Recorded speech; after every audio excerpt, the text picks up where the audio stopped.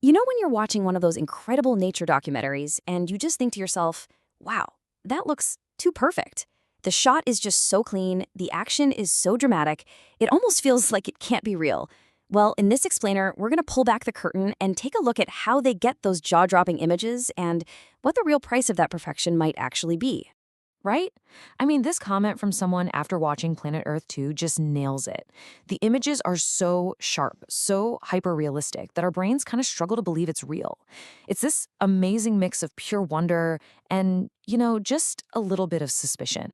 And that little bit of suspicion leads us to the million-dollar question. How on earth do they get those shots? Is it just years and years of patience, some brand new, unbelievable technology? Or is there something else going on behind the scenes? Let's dive in. Okay, so first, let's look at the history here, because the whole art of creating the perfect illusion in nature filmmaking, well, it's not new, not at all. It's actually got a really long and pretty complicated past. I love this little story. An experienced filmmaker comes home, he's super proud of his work, and his wife just calls him a phony baloney. And why?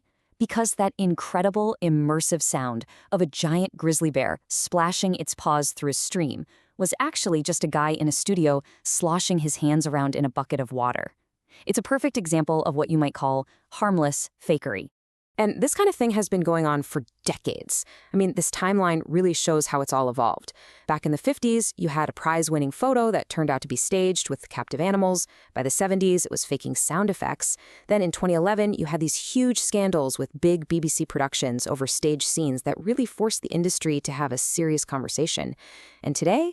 Well, today we're in a whole new world of CGI and AI, where faking it is easier than it has ever been. And all of this leads to a really tricky ethical question. Where do you draw the line? I mean, on the one hand, maybe you have a producer who stages a shot of a spider eating a fly, because, let's be honest, you can't wait around for weeks for that to happen naturally. Is that okay? But then, what about this? Capturing a boa constrictor and a monkey, putting them both in an enclosure, and then filming what happens next. Sure, it's a natural behavior, but is it ethical to force it to happen? It's a slippery slope. This brings us to the real price of perfection, because this goes way beyond just a few little tricks.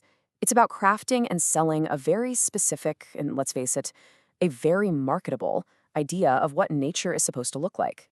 You know, academics have a pretty powerful term for this, ecopornography. It's all about presenting nature as this idealized, spectacular product. Basically, think of it as nature with all the boring or messy parts edited out. You know, things like pollution or habitat destruction. All you're left with is the pure, unfiltered drama and beauty. And they do this using what's basically a formula, the blockbuster nature formula. It starts with spectacular violence, nature, red in tooth and claw. Then you add the hunt for those super rare, secret animal behaviors. The marketing uses all this epic language, calling it unimaginable or breathtaking. The shots are framed just perfectly to hide anything ugly. And it's all wrapped up with slow motion, super high-def cameras, and a massive swelling orchestral score. It's not nature anymore, it's a blockbuster movie. One researcher made this really powerful comparison. They said that just as pornography creates this perfected, totally unrealistic fantasy of sex, these nature blockbusters create a fantasy of nature that is, quote, more natural than nature. It's a hyper-real version, designed for maximum emotional impact. So you might be thinking, okay, I get it, but so what? It's just entertainment, right? Well, here's the thing. The consequences of blurring these lines between what's real and what's fake are now starting to spill over into a much, much more dangerous area, our shared reality. Just take a listen to this testimony from Serena Joyner of Bushfire Survivors for Climate Action. She was speaking at a hearing in Australia, and she talked about seeing good, well-meaning people sharing what she called AI slop. Fake AI-generated images and videos of disasters that they think are completely real. That wall between what's real and what's fake, it's crumbling. And her warning from that same hearing is absolutely stark. The distrust that's being created by this flood of fake content could literally have life or death consequences. If people start to question whether the footage in an official emergency bushfire warning is real or just more AI slop, they might not evacuate. They might not take it seriously. And this really is the bottom line. When we get so used to nature documentaries seamlessly blending real animals with CGI ones, it starts to wear away at our ability to trust what our own eyes are seeing. And that erosion of trust, which starts as harmless entertainment, directly undermines our ability to believe critical, factual information when we need it most, like in a crisis. Wow. Okay, so this all sounds pretty bleak, I know, but it's not hopeless. The question now becomes, in this new world of perfect fakes, what can we do? How do we actually move forward from here? Well, the industry is slowly, and I mean slowly, beginning to deal with these issues. After those 2011 scandals, the BBC made fakery prevention courses mandatory for their producers. There are more and more calls for total transparency, things like clear disclaimers on screen when CGI is used, and now experts are really pushing for standardized, industry-wide ethical guidelines so that everybody is playing by the same rules.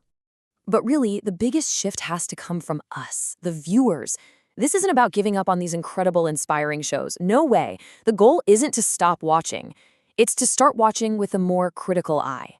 To appreciate the incredible artistry, of course, but to also start asking ourselves, what am I really seeing here? How was this made?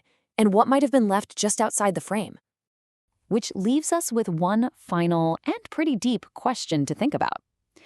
In a world where technology can literally create any image we can possibly imagine, what does it truly mean to see something?